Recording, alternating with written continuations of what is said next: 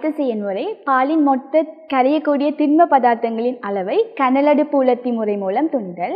அதற்கு தேவையான பொருட்கள் போர்சலின் தட்டு, 5 மில்லிலிட்டர் பால் மாதிரி, அசெட்டோன் திரவம். முதலாவதாக வெற்று போர்சலின் தட்டின் நிறையை அளந்து கொள்ள வேண்டும். அதை M1 என்று கருத்தில் கொள்ளவும். அடுத்ததாக பால் மாதிரியை 5 மில்லிலிட்டர் பால் மாதிரியை போர்சலின் தட்டில் விட்டு அதன் நிறையை அளந்து M2 என்று குறித்து கொள்ளவும். அடுத்ததாக பால் மாதிரியில் உள்ள போர்சலின் தட்டில் 5 துளி 6 துளி அசெட்டோன் திரவம் விட்டு அதை நீர்த்தட்டில் 60 டிகிரி பாகை வெப்பநிலையில் 30 நிமிடங்கள் வைக்க வேண்டும்.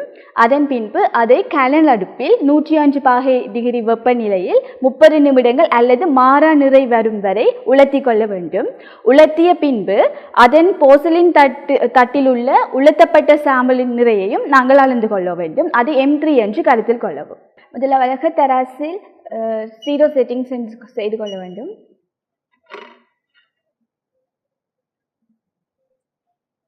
வெற்று போர்சலின் தட்டின் நிறை அதாவது M1 49.51 கிராம், அதாவது M1 49.51 கிராம்.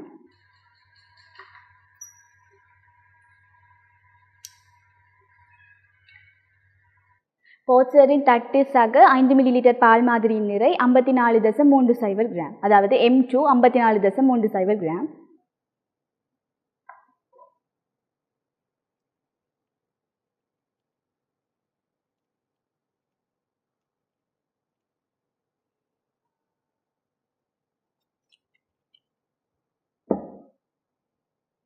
பால் மாதிரி இடப்பட்ட போர்சலின் தட்டை அசிட்டோன் திரவம் இடப்பட்ட பின்பு நீர்த்தட்டில் 60 டிகிரி பாகையில் 30 நிமிடங்கள் வைக்க வேண்டும்.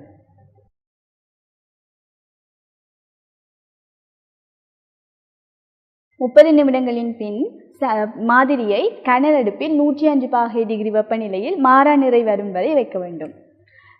30 நிமிடங்களுக்கு ஒரு முறை மாறா நிறை வந்து விட்டதா என்று தராசில் வைத்து அளந்து தெரிந்து கொள்ள வேண்டும்.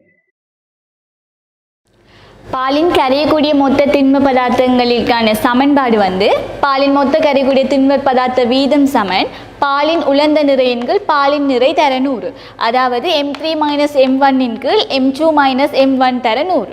நாங்கள் ஏற்கனவே செயல்முறையில் M1 என்ன M2 என்ன M3 என்று பார்த்தனாங்க.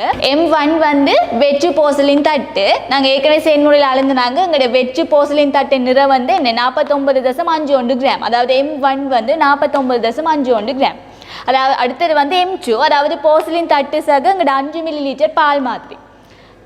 M2 54.30 gram.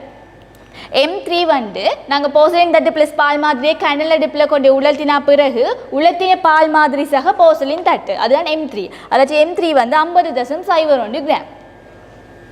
அப்போ நாங்கள் சமன்பாட்டில் பிரதியிட்டோம்னா M3 50.01 கிராம் மைனஸ் M1 வெற்று போர்சலின் தட்டு, அதாவது வெற்று போர்சலின் தட்டு சக உலர்ந்த பால் மாதிரி சய வெற்று போர்சலின் தட்டு 50.01 சய 49.51 கிராம்.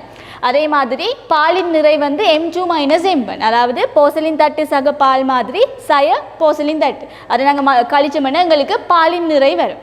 அப்போ இது M2 54.30 கிராம், அதே மாதிரி M1 49.51 கிராம். அங்கே சமன்பாட்டில் போட்டு கழிச்சோம்னா M3 - M1 0.50 கிராம். அதே மாதிரி M2 - M1 4.79 கிராம். அப்போ நாங்கள் இதன்படி கணக்கிட்டோம்னா எங்களுக்கு பாலின் மொத்த கரையக்கூடிய திண்ம பதார்த்த வீதம் 10.43 வீதம்.